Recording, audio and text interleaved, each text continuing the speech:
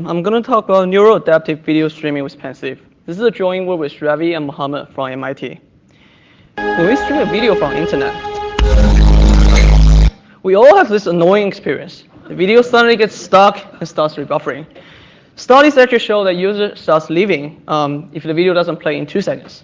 And given the fact that video streaming has been dominating today's internet traffic, this kind of bad experience is going to lead to tremendous loss of users. Therefore, academia and the industry have been devoting lots of effort to improve the quality of experience in video streaming.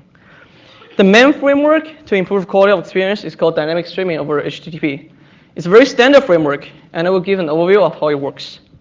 To load a video client periodically requests an individual chunk of video from a video server. Each chunk represents several seconds of video and can be requested at one of several bit rates. As the video chunks are downloaded, they are stored in a playback buffer. In this abstract figure, each pink bar is a video chunk in the buffer. The width of a bar is 1 second of a video, and the height indicates the bitrate. The higher the bitrate corresponds to higher resolution or higher quality for the video. Now, as the video is playing, this playback buffer is continuously drained at a fixed rate, since the user watches the video in real time. But the buffer will be populated in a variable rate, depending on the requested bitrate and network condition. Now, this can become problematic if the trunk we requested have higher bit rates than the network can support.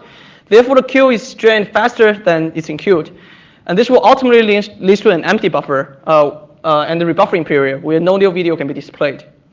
So to prevent issues like this, video players use adaptive bitrate algorithms, or ABR algorithms. This algorithm decide both when and at which bitrate to download each video chunk. Specifically, this algorithm chooses amount of available bitrates adaptively, depending on the network and playback buffer condition. And because of that, this algorithm have large impact on the quality of experience. Now, with this context, let's now look at why designing ABR algorithm is so challenging. Well, let me use this example. Let's say we have streamed a video for a while. Now, at this point, how would the future network throughput look like? Well, it can go higher. It can remain steady for a while and then drop. In fact, it can be one of the many possibilities. Past throughput observations cannot predict what's going to exactly happen in the future. Therefore, it's very challenging to select a bitrate that adapt to this noisy cloud of future possibilities. Next, there's a tension and trade-off among multiple conflicting QoE goals. People don't simply want higher bitrates. They don't want any rebuffering, and no bitrate fluctuations. But selecting a higher bitrate may result in rebuffering if there's not enough playback buffer. And finally, the bitrate decision for the next chunk can affect the decision in the future. For example, at the current time, using a higher bitrate may deplete the playback buffer, which leaves little cushion for the video player to deal with the risk of rebuffering in case of network fluctuation. Therefore, ABR must also plan for the future. Now, in this work, we built pensieve, a system that uses reinforcement learning to learn the ABR algorithm automatically through experience. Pensieve represents the ABR algorithm as a neural network, which takes as input observation from video client and output a bitrate decision for the next bitrate. Pensieve trains this neural network using data from a large amount of video streaming sessions in actual network conditions. So our contribution to pensieve is that to our best knowledge, this is the first networking control system that uses modern deep reinforcement learning techniques. It outperforms existing ABR algorithms substantially, improving the quality of experience by 12 to 35%, with 10 to 30% less rebuffering with realistic network conditions. And we found that pensieve is able to achieve this performance fundamentally because it learns rules for ABR that are specifically tailored for the underlying network characteristics. And also, in building pensieve, we learned several lessons about applying deep reinforcement learning for network control systems. We believe that these techniques are very powerful and can be applied for many other network control systems as well.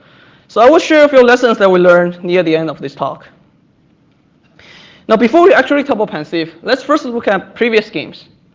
All existing algorithms develop fixed rules based on human insights. For example, there are algorithms using throughput prediction. There are some others determining the bit rates based on buffer occupancy. Each of these schemes doesn't use all available information, so some more sophisticated method has been proposed to combine both signals. For example, MPC, the state-of-the-art scheme from SIGCOMM 2015. However, as I mentioned, all these schemes use fixed heuristics based on designers' insight. The problem with these approaches is that they rely on simplified, inaccurate model to come up with their algorithms. As I will show, this can lead to suboptimal performance in actual network conditions. So let me use an example. Let me give you an example using MPC that I just mentioned. MPC uses a framework called Model Predictive Control. What it does is it looks ahead in the future horizon and solves an optimization problem. It maximizes the QoE objective subject to the system dynamics. And it picks the first step of the solution as the next period decision. The problem with this approach is that it needs an accurate model for the network throughput. To express the optimization problem, we really need to plug in the model for how future network throughput will evolve. However, as I explained, we can't really predict the exact future network trajectory. So what practical scheme ends up with doing is they use some simplified network model, such as average throughput or conservative throughput estimation. However, such heuristics are hard to get right for real network conditions and can lead to suboptimal decisions. So to overcome the issue with today's fixed ABR algorithm, we turn to design a general purpose learning algorithm. Specifically, we propose to learn the ABR algorithm by interacting with the video streaming environment in actual network conditions using reinforcement learning. So I will first give an overview of reinforcement learning. Reinforcement learning poses a general framework where a learning agent interacts with an environment. At each time step, the learning agent observes a state from the environment and is going to take an action. As a feedback, the environment gives the learning agent a reward signal indicating how good the action is. And the goal for the learning agent is to maximize the total reward it receives from the environment. Now, following this reinforcement learning framework, we can build our learning algorithm for video adaptation. The environment will be the video streaming application on top of a network. And to tell you pensieve design, I really need to tell you what's the state space, what's the action space, and what's the reward signal. Let's start with the state space. So in the state space, we put all the available information that's useful to make the period decision. So what is useful information? The first thing is the throughput observation. We have a sequence of measurements of the network throughput, and we have time interval of these samples. This observation can be collected when past chunks are downloaded. Also, we gave the learning agent actual file size for different periods for the next video chunk.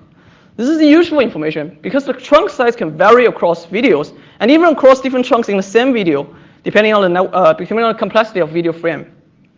And we gave the learning agent the current buffer occupancy. Next, we give the learning agent the number of the chunks until the end as well.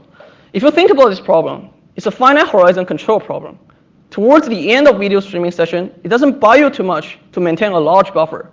So the period selection policy until the end can be more aggressive. And this term reflects how safe it is to be aggressive. And the last thing is the current period. The learning agent needs to know what period is currently at to control the smoothness of the video. Next, the action space. The action to take will be the period to select for the next video chunk.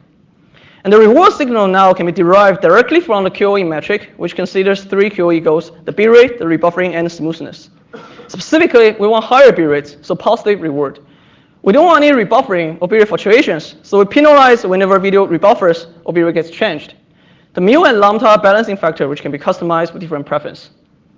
Now, inside this learning agent, we put a neural network, which maps the state input to the probability distribution for the next period. This neural network encodes the period adaptation policy.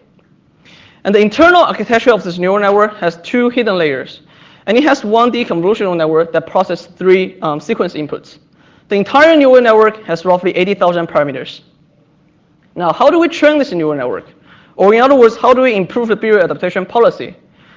Well, the key idea is you run the system, you collect the experience data in the trajectory of state, action, and reward.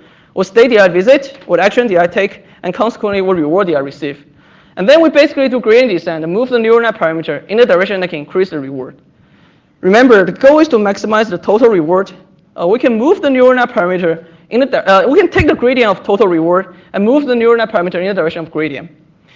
In practice, this gradient of total reward can be estimated empirically from experience data. The details of this math and the specific algorithms in the paper, but the key takeaway is we train this neural network essentially through a guided process of try and error, exploring different action space and learning what action gives us better rewards. Now, there are some really nice properties of this reinforcement learning framework that fits exactly for the period adaptation problem. First, unlike the fixed heuristic-based approaches, this learning approach can adapt faithfully towards the underlying characteristic of a network.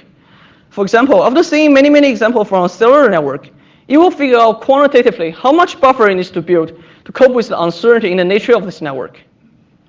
Also, the framework optimized for high-level. This framework allows you to optimize high-level objective end-to-end without having to model how it's impacted by the low-level decisions. You can optimize arbitrary QoE metric as long as you can represent them through the reward signal.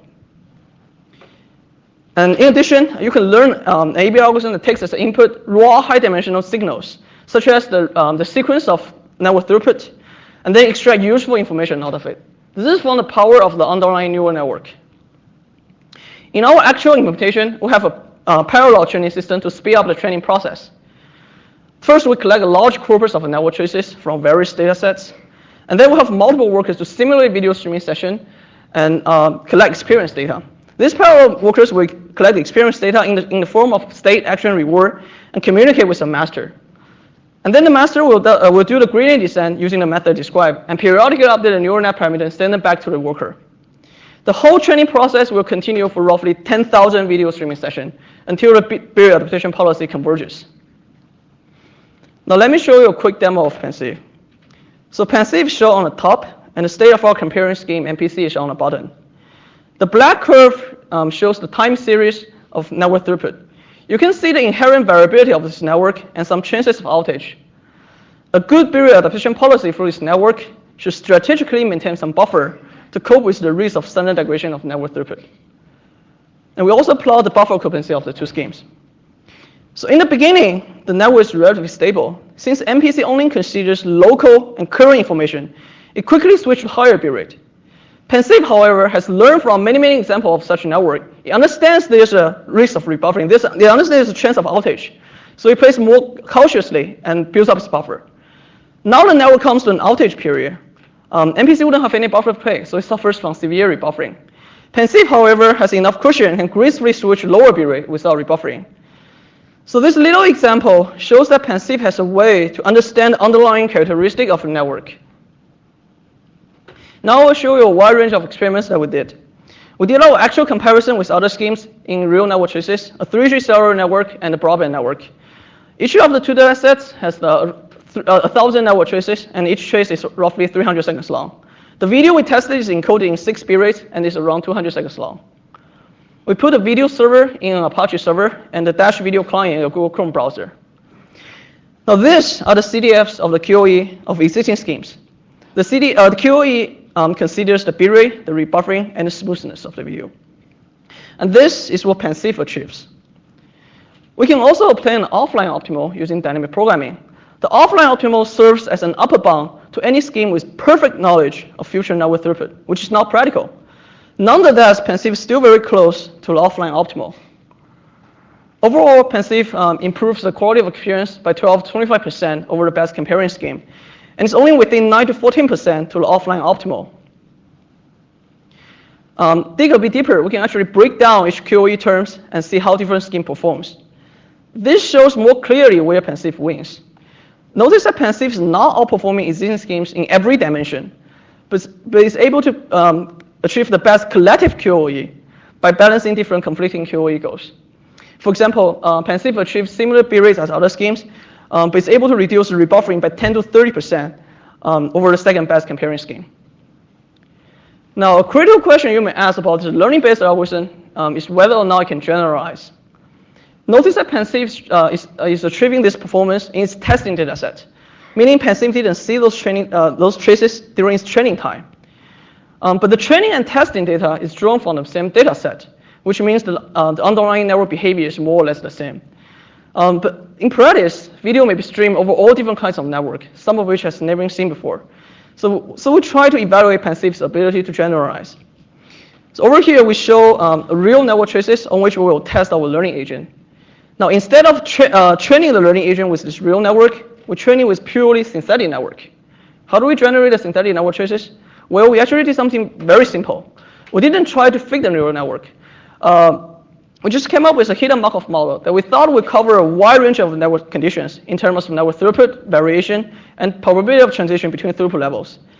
And then we swapped the parameter in this model to create a very diverse set of network conditions. Here are some examples of the synthetic network. You can see there are some similarities between the real network and the synthetic network. The synthetic network resembles the real network to some degree, but they are not exactly the same.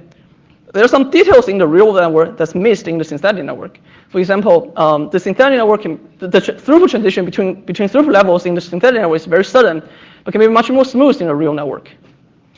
Now we take the pensieve agent that was trained on the synthetic network, and then we test it on real network. It turns out there's only 5% degradation compared with the pensieve agent that was actually trained on the real network. Now this is something very interesting. It shows sometimes we can obtain a very robust and powerful model without having to collect a large amount of real network data. Also, it shows this learning agent is not just doing pattern recognition. It's learning a control logic that's generalizable across multiple data sets. Now there are a lot more experiments that we did in the paper, but I don't have time to cover all of them in details. Here I just want to summarize some highlights. We also deploy pensieve in the wild in real network conditions. And we construct some control experiment to test how far pensieve is from the online attainable optimal. And we extend pensieve design to support for multiple videos using a single model. And we have done sensitivity analysis about the system parameters. Now, pensieve is one of the very first networking control systems that uses the cutting-edge reinforcement learning techniques. These techniques can be applied to many other network control system problems as well. So here we just want to share a few lessons that we learned over the course of building pensieve. First, this deep reinforcement learning techniques needs lots of training data. Therefore, the training is often bottlenecked by the ability to perform experimental simulation quickly. The first thing you want to do is to build a very fast simulation of experimentation platform. For example, in our case, although pensieve can be trained using real video streaming session, we chose to train it with simple but very fast simulator that operates at the level of video chunks. It doesn't model TCP. It doesn't model the underlying network packet, but super fast. It can replay many days of video in a matter of minutes. Next, when training this deep reinforcement learning model, data diversity helps. You want the learning agent to experience a very diverse mix of network conditions. Because from a statistical learning perspective, training with more diverse input is actually a good thing for the learning agent to generalize. In fact, this is also why this coarse-grained simulator is sufficient for pensieve. The simulator doesn't have to have very high fidelity for any specific network trace. Some noise in the input data is actually a good thing for the learning agent to obtain a more powerful control policy. And lastly, we need to think carefully of the design of controller state space. There's a trade-off between reducing including more information in the state space and reducing the complexity of control policy. If we include more information in the state space, that makes the learning slow and difficult. If we confine the state space, that may lose some useful information. So what we learn is, within doubt, include rather than cut information. You don't want to lose any little information that's useful to make the control decision. The underlying neural network is very capable of extracting lots of mileage from this little but subtle information. Let me give you an example. If you remember, in our throughput representation, we have a download time for each video chunk. That may look strange. What we really need is the throughput measurements. The reason we also include time interval for these measurements is that it provides a time scale for different measurements. This is useful information. For example, the time measurement, the throughput measurement over a longer time scale is more stable than over a shorter time scale. And this sequence of time interval lets you estimate the variance of network. And we found that if we omit this information, pensieve actually hurts its performance by 2 to 3%. So pensieve can make use of all this kind of little information to make the best decision for the next period based on its experience of interacting with video streaming environment. So as a summary, pensieve is a system that uses reinforcement learning to generate ABR algorithm. It optimizes for different network conditions through experience. Pensieve outperforms existing state-of-the-art ABR schemes in a wide range of settings, and pensieve generalizes well even on network conditions on which it's not explicitly trained. More information and open source code can be found in our website. Thank you, and I'm happy to take questions.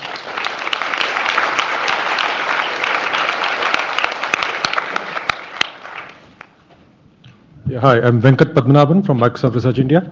Nice talk.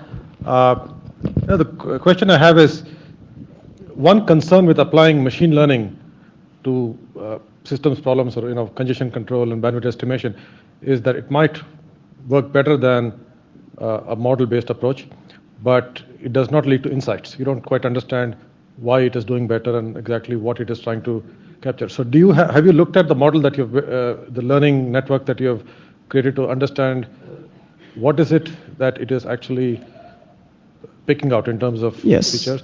And are there generalizable lessons to congestion control based on that insight? So this I have many answers to this question. So we can take most of them offline. But the high level, we try to evaluate what pensieve learns for this problem. You see the QoE breakdown. So we understand like pensieve is doing better in controlling the rebuffering of the video.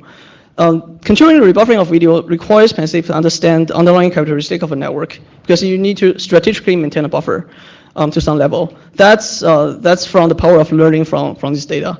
And your question is more about like model-based approach versus data-driven approach. And it's true that even from a machine learning community, interpretability of this neural network is a hot topic, and we think it's not that correct to think like we want to look down into this neural network and pick out like this neuron is responsible for some activation of some network condition. This is not that correct. This neural net at the end of the day is just a function approximator. It fits for whatever characteristic of the network it is. I mean, if we don't even know what network really is for this for the real network conditions. I mean, the neural net just fit for that abstract model and then learn and optimize for your end-to-end objective. As for the interpretability, there's a lot more work we can do. And thank you. Hi, Rohan from CMU. Just curious, do you have numbers on the CPU and memory usage in pensieve compared to other mechanisms? Good question. So memory usage, you mean like deploy pensieve, how much memory does it use, how cost it is.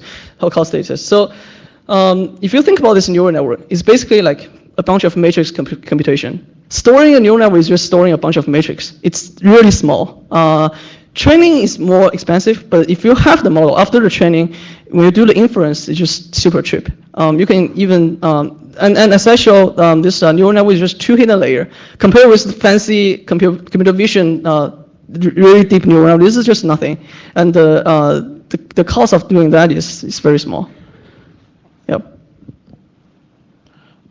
Thanks for the talk. It was very interesting work.